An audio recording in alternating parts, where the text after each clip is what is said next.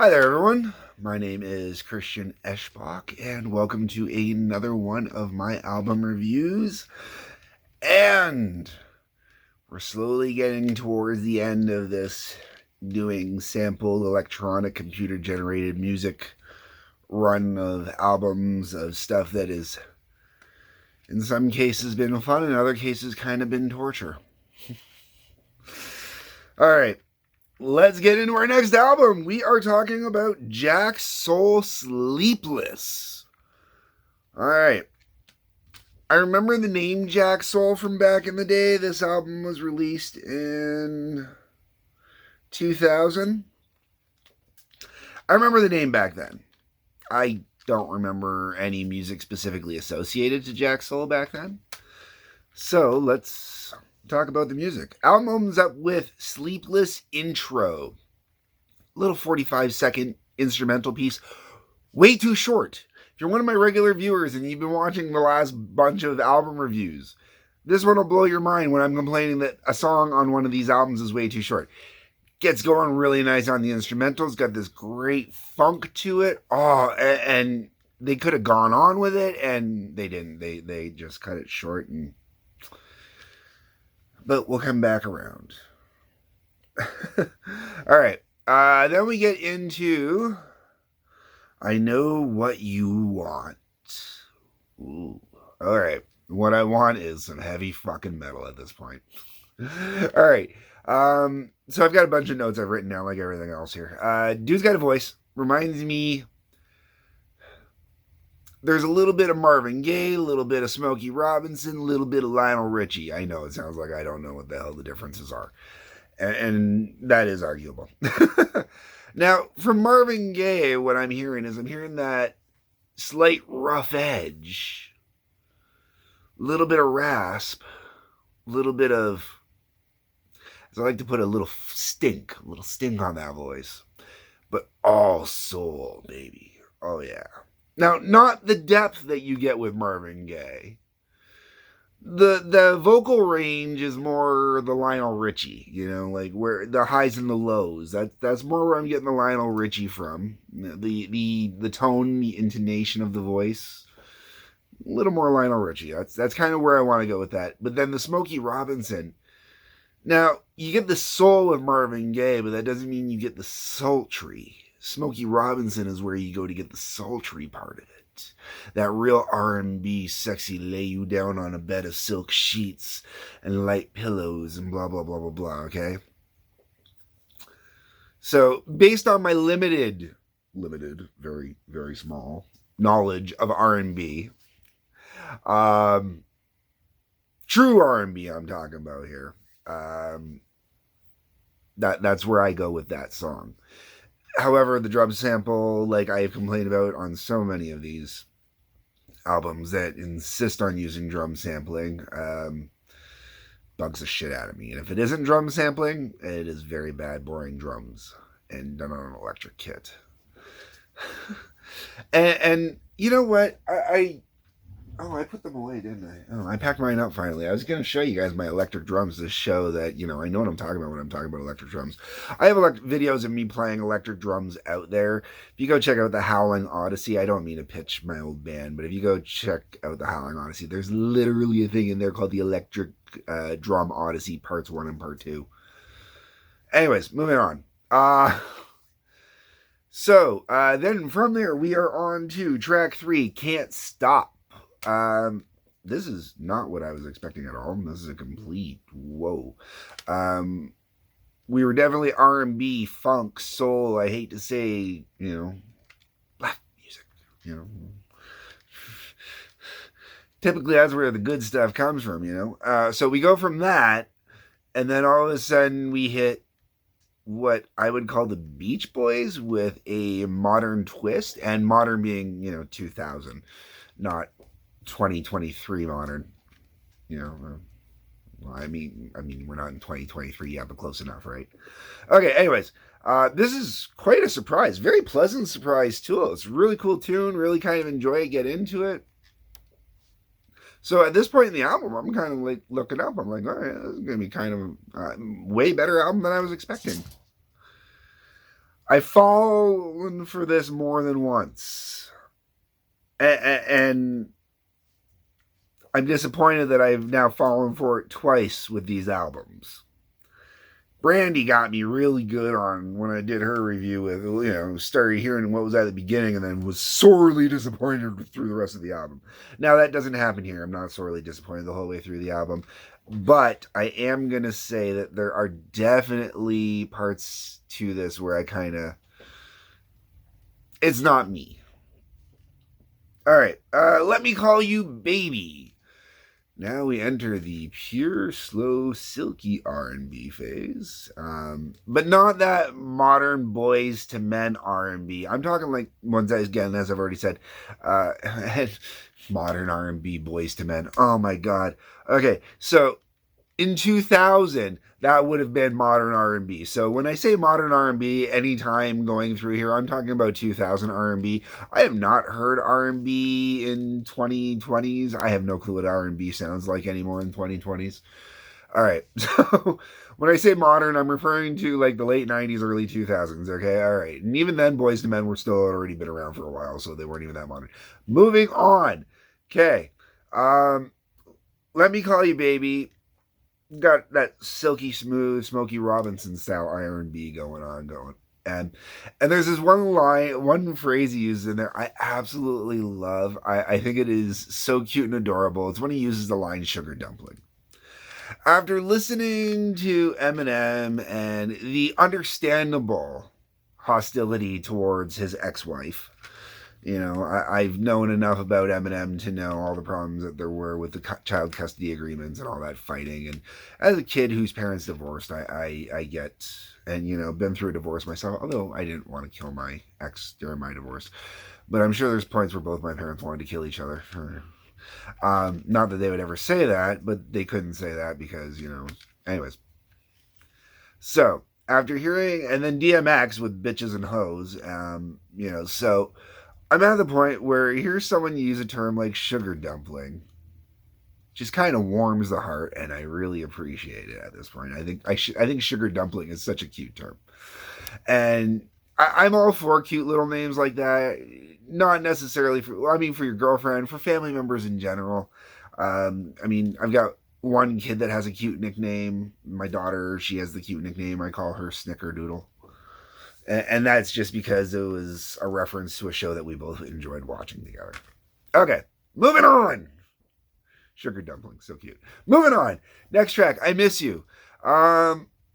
This one has a feeling that's even more of that old school slow R&B. Smokey Robinson wasn't always, smooth and silky and slow and whatnot. But, like you've got slow and then you got slow. Slow where it takes your fingers, like 2 minutes to move from, the bottom of the foot all the way up the thigh kind of thing. Some of you guys know what I'm talking about. Some of you ladies, which I don't know what my demographic is on that. Sure to check. Some of you ladies wish you knew what I was talking about. And anyways, so where I'm going with this is, they're slow and then they're slow. And when it goes slow, I'm really tuning out. It gets a little too slow for me. The problem with I Miss You is, I miss you. And it's a slow song. So right away it tells you, how basic it's going to be. And it is pretty basic. I do enjoy the music in it. The strings in it and the organ in it are both really cool. That's kind of, and when I say really cool, it's just, I like the way that they're put together. When I do a lot of electronic writing, I usually go to strings and organ myself. And the reason why is you use strings when guitar doesn't work, and organ always sounds awesome, man. You get that cool church organ done. If you do it just right, it always sounds cool as far as I'm concerned. Can you have too much of it? I don't know. Was there too much of it in The Doors? Was there too much of it in Iron Butterfly? Okay. Was there too much of it in House of the Rising Sun, the original version? All right, moving on. What is it next? Next we got Some Days. Some Days, yes. Now, before I go on to Some Days, one nice part about the first 5 tracks is that they're all under 4 minutes. And you've been watching all my regular reviews as of this point, you know that the longer the songs get, the more drawn out they've been feeling. And even though I Miss You is a bit slower, it does not make it feel longer, which is really, really important because after some of the reviews I've been doing where, they're writing 4 or 5 minute songs and the songs really should be clocking out at 2.5, or like say about 2.5, 3 minutes tops. It's really nice to hear a song that's, in the 3.5 minute range or so that actually, 3 minutes, 16 seconds according to the back here. And it doesn't feel like this one, it feels 3 minutes and 16 seconds, but it feels its time. It doesn't feel over its time, which is wonderful. On to the next song, Some Days. All right. This is the wrong track in the wrong place. This is the third slower tempo song in a row, and it really brings the album to a grinding halt for me at this point. All the slow songs are all different from each other, so it's nice. Yes, you do have different slow songs, different vibes, different feels. It's not like it's just slow songs. It's not like 3 power ballads in a row kind of thing. Oh my god, that'd be hell. But it is 3 slow songs. Okay, so it really brings the album down, slows it right the hell down, kills the tempo. Also, on Some Days, gratuitous use of the word baby on this one, and I will defend the use of baby in some songs. Other songs, hell no, and this is one of those ones I will not defend the use of the word baby. And basically at this point, everything I had been enjoying on the album is starting to fade out. And this is the first song that does go over 4 minutes, and it does feel 2 minutes too long. But that's just me. I guarantee there are going to be people out there that are going to be okay with this song. I don't think this is going to be like one of those songs that people are going to be like, oh, you're a horrible human being. You talked about the greatest song you ever did, blah, blah, blah, blah, blah. I don't think anybody is going to believe that Some Days is his best song ever. But there are probably going to be fans of it. I could see that happening. All right. Then we're on to Never Say Goodbye. All right. So after the whole Brandy fiasco, when I saw there was a song called Never Say Goodbye on here, I all of a sudden started panicking, thinking, oh crap, he covered Bon Jovi. Thank God that didn't happen. If you don't know what I'm talking about with the Brandy fiasco, go back and rewatch the Brandy fiasco. You'll get what I'm saying. All right. So the title threw me off, clearly. This is still a mellow song, but it does have a little bit more life and energy to it. And it's an acoustic rock kind of number. So, with a little Spanish flair thrown in on the guitar. I want to say Spanish, I mean, we're kind of talking like mariachi band kind of Spanish, a little flamenco guitar in there.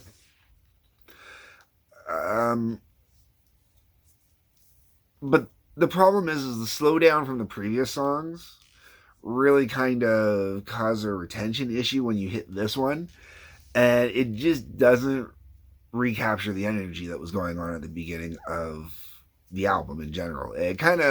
This one in particular reminds me a lot of 80s metal bands when they were doing acoustic stuff, and as a full compliment, Extreme in particular is kind of where I want to go with this. And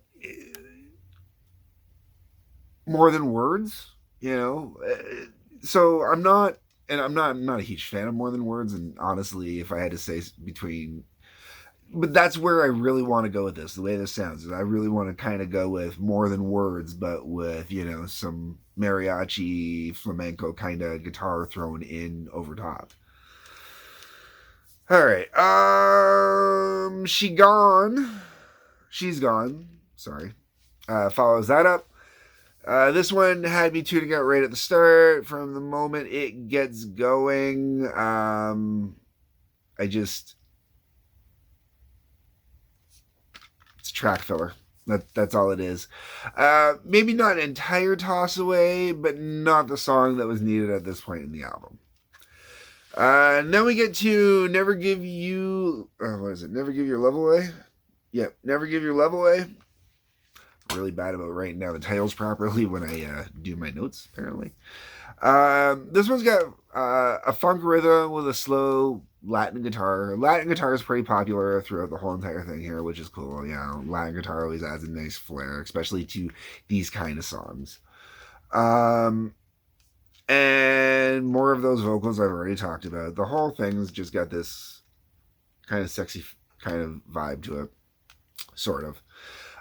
It's slower, but it does lean a little more into the vibe, you know, so you can tell when a song feels like it's kind of being pushed forward a little bit, where, you know, you're leaning a little heavier on the up tempo, I guess. And instead of having that more laid back kind of drive, like as a drummer, drummers would understand what I'm saying, you know, as a drummer, this unfortunately is not real drums, but you know, you just kind of got that. Even if you're using maracas, you know, you got that. You're kind of leaning into it. You got that. You could be going at the same tempo.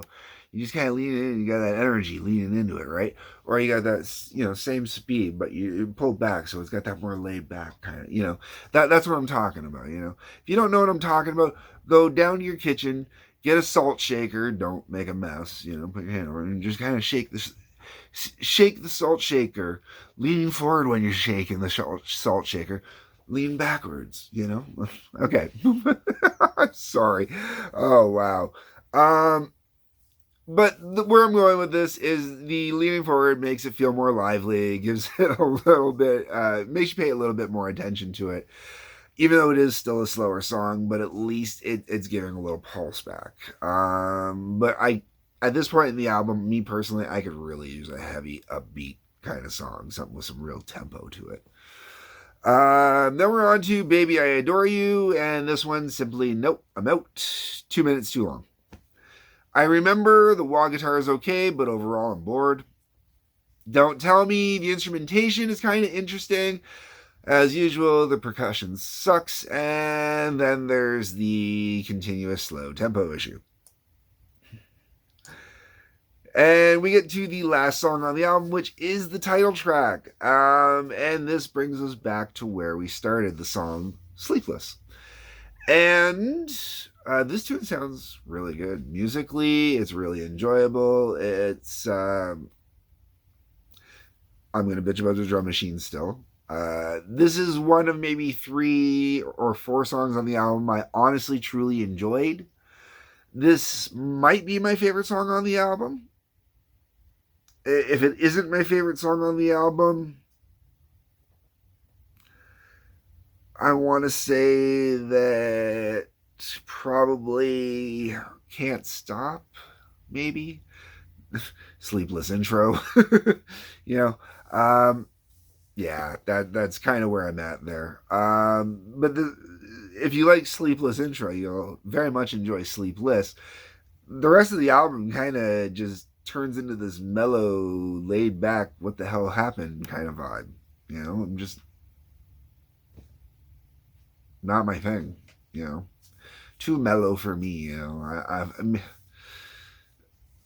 I was never one to play the slow music, get the candles going. You know, kind of blah blah blah blah blah. You know, I subscribe more to the fast times at Ridgebound High. You know, put on what is it, side 1 of Zeppelin 4. That's all you need. Or is it side 2? Whatever. Either way, put on Zeppelin 4. Just let Zeppelin 4 run. You're good. All right. This is definitely, like, the way I would describe this is music by the fireplace, making love, not sex, not fucking, making love on a bearskin rug after, you know, drinking a little cognac or brandy from the big ass snifter and getting intoxicated both on the fumes and the subtle nectar that you have spilled down your palate before you savor the palate of your fine lady friend. But that sex on that bearskin rug, let's be honest, it's going to be vanilla, it's going to be missionary, and it's just going to be slow-paced lovemaking. Not that there's anything wrong with that, but this is not the chick riding you